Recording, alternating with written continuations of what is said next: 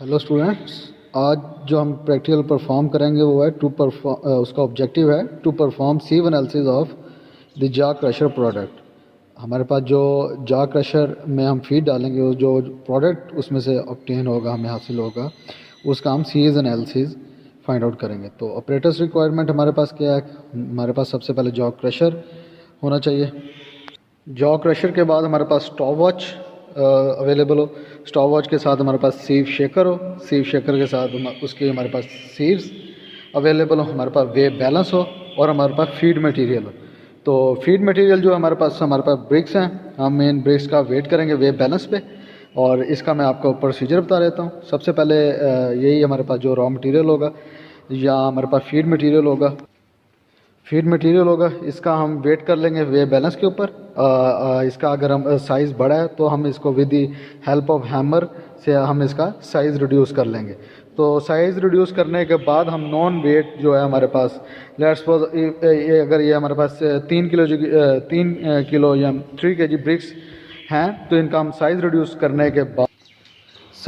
करने के बाद हम इसको जॉ क्रशर में डालेंगे। यहाँ से हमारा फीड इनलेट होगा। तो दो जॉज होते हैं। जॉ क्रशर में फिक्स जॉ होता है जो हमारे पास इस साइड में अवेलेबल है, लगा फिक्स जॉ होता है, ठीक है। दूसरा जॉ मूवेबल होगा। हमारे पास व्हील है, मोटर है, इसके पार्ट्स जो हैं मोटर में, इसके अंदर हमारे पास शाफ्ट होती है। इसमें जो शाफ्ट है व्हील के साथ अटैच होती है, ये शाफ्ट मूव करेगी और इलेक्ट्रिक सप्लाई से कनेक्ट होगा। मोटर है इसकी हमारे पास, और ये हमारे पास टॉगल है इसका पार्ट जो है। इसके बाद हम मटेरियल अपने इस फीड इनलेट में डालेंगे और यहाँ से हमारे पास प्रोडक्ट बकेट है, इसमें हमारे पास प्रोडक्ट आउट होगी। इसमें हम प्रोडक्ट अपने इलेक्ट्रिसिटी कनेक्ट करने के बाद जैसे इसको चलाएंगे तो उसके बाद हम इसमें फीड डालेंगे। फीड जो हमारी क्रश होने के बाद प्रोडक्ट में आएगी उसका हम सीव एनालिसिस कर लेंगे सीव शेकर के ऊपर। फीड हमारे पास अवेलेबल, फीड का हम वेट कर लेते हैं वेव बैलेंस पे। जो फीड हमारे पास ब्रिक्स हैं, ब्रिक्स अवेलेबल है, टर्न ऑन करते हैं वेव बैलेंस को। इसके ऊपर अब हम वेट कर लेंगे।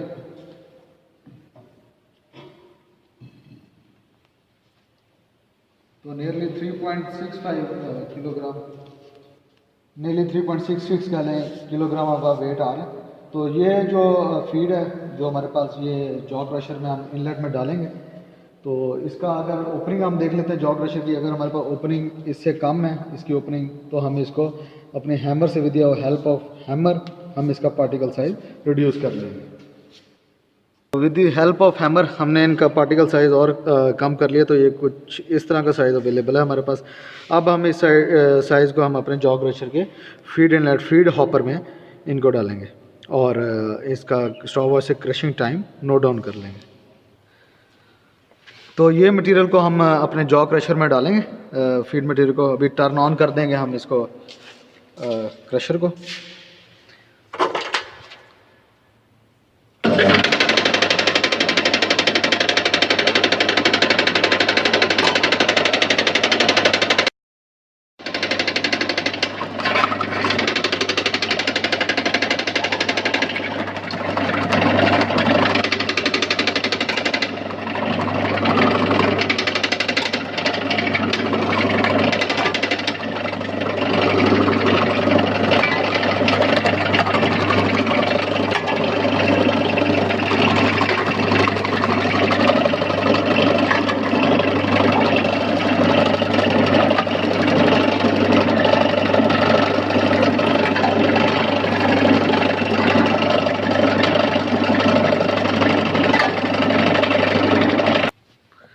इसको जो हमारा प्रोडक्ट बकेट है कुछ इस तरह से हमारी ये प्रोडक्ट आई है, इसको हम निकाल लेते हैं। ये हमारे पास प्रोडक्ट है, तो इसको हम कलेक्ट कर लेंगे।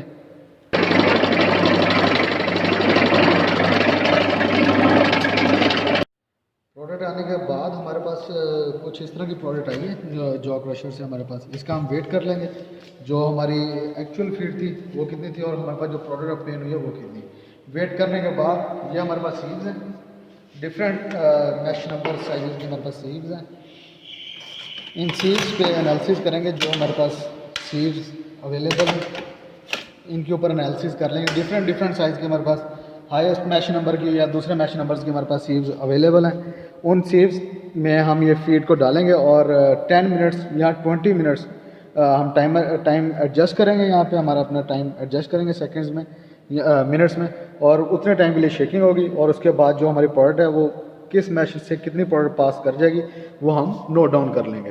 तो सीव एनालिसिस के लिए हम ये प्रोडक्ट का वेट करने के बाद इस प्रोडक्ट को हम अपनी सीव में डालेंगे और सेव शेकर पे इसको चला देंगे। जॉ क्रशर की प्रोडक्ट का पहले वेट कर लेंगे। जॉ क्रशर से हमारी ये जो प्रोडक्ट आई थी इसका हम वेट बैलेंस पे वेट करेंगे और इसको सीव एनालिसिस से हम गुजारेंगे कि फिर हमें पता लगेगा किस सीव साइज़ से या किस मैश नंबर या किस अपर्चर साइज़ कितने mm की सीव से हमारे पास कितना मटेरियल पास थ्रू है, तो वो हम उसका फ्रैक्शन उसकी नोट डाउन कर लेंगे। तो अब हम इसका वेट करते हैं, वेट बैलेंस को टर्न ऑन कर लेते हैं।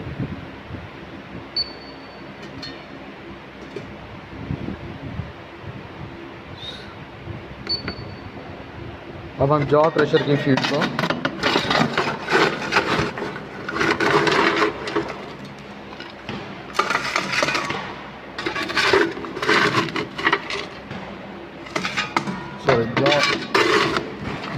जॉ क्रशर के प्रोडक्ट हम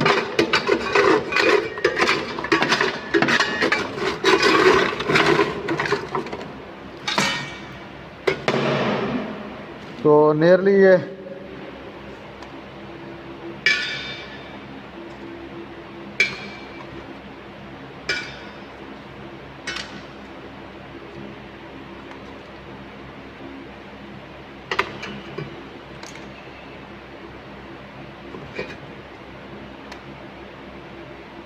501 ग्राम है। इसका हम पहले 501 का हम सीव एनालिसिस सीव शेकर पर सीव एनालिसिस कर लेते हैं।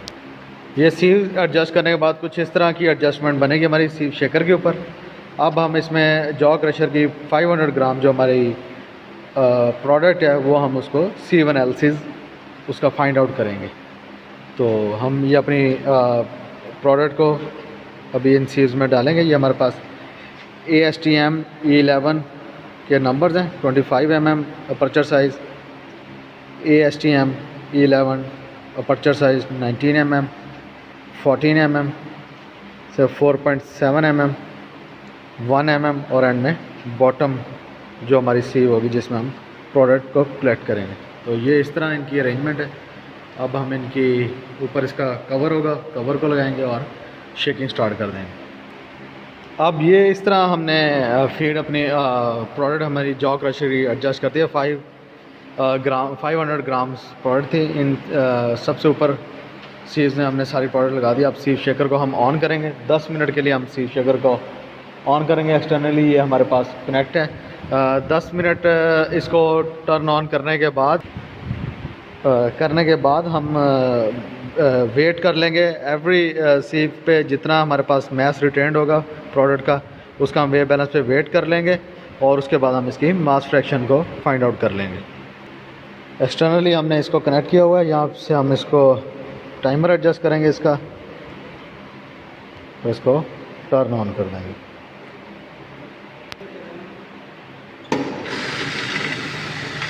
तो ये हमारी टाइमर 10 मिनट का एडजस्ट करके हमारी ये सीव एनालिसिस की शेकिंग सीव एनालिसिस स्टार्ट हो गई।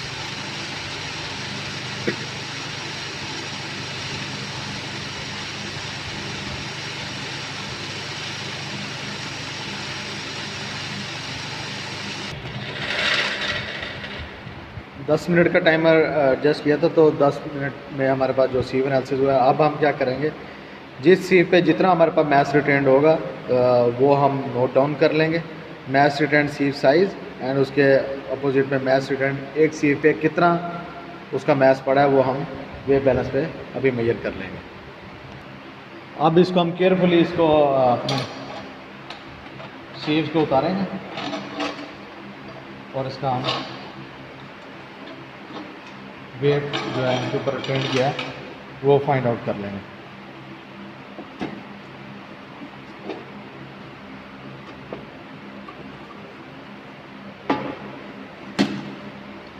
तो ये कुछ इस तरह से वेट रिटेंड हुआ।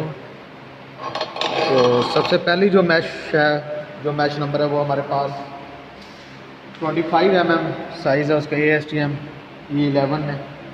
तो ये हम इसको वेट को मेजर कर लेते हैं वेब बैलेंस।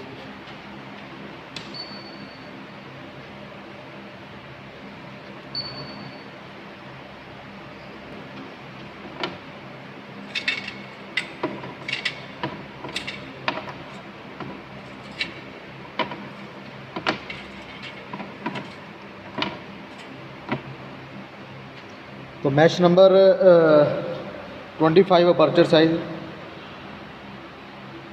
25 mm। इस मैश पे इस सीव पे हमारे पास जो वेट आया रिटेंड किया है वो मैश में रिटेंड किया हुआ तकरीबन 217.5 किलोग्राम ऑफ टोटल जो हमारे पास था 217 ग्राम या 217.5 ग्राम आउट ऑफ हमारे 500 ग्राम जो हमने टोटल लिया था। इसके बाद नेक्स्ट हमारे पास aperture size 19 mm, 19 mm ASTM E11 हमारे पास स्टैंडर्ड जो है इसमें हम फाइंड आउट कर लेंगे। इसका वेट हमारे पास आया 47 ग्राम, ये भी हम नोट डाउन कर लेते हैं। तो अपर्चर साइज़ हमारे पास 14 mm, जितना मैथ इस पर रिटेंड हुआ है उसका वेट कर लेंगे हम। ये बैलेंस पे टोटल हमारे पास 501 ग्राम्स था। तो ये हमारे पास नियरली 51.5 ग्राम है। जो इस सीप पे हमारे पास रिटेंड हुआ है मैथ्स वो 51.5 ग्राम है। और ये हमारे पास सेकंड लास्ट थर्ड लास्ट इसका वेट फाइंड आउट मैथ्स देख लेंगे कितना है हमारे पास।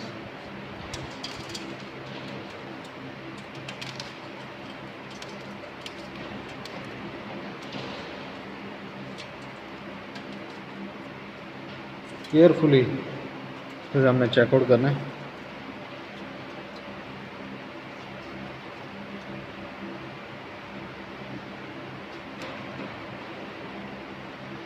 तो ये नियरली हमारा 105.5 या 105.5 ग्राम हमारा 106 ग्राम आया।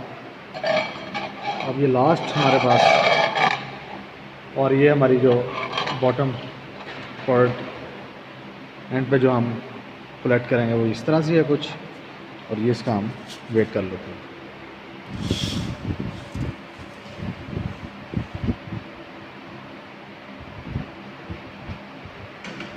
तो ये हमारे पास 60 ग्राम इसका मैथ आया जो रिटेंड हुआ है सी पे। तो ये हमारे पास जो बॉटम प्रोडक्ट है उसका भी हम चेक कर लेते हैं। बॉटम प्रोडक्ट में फाइनल देखिए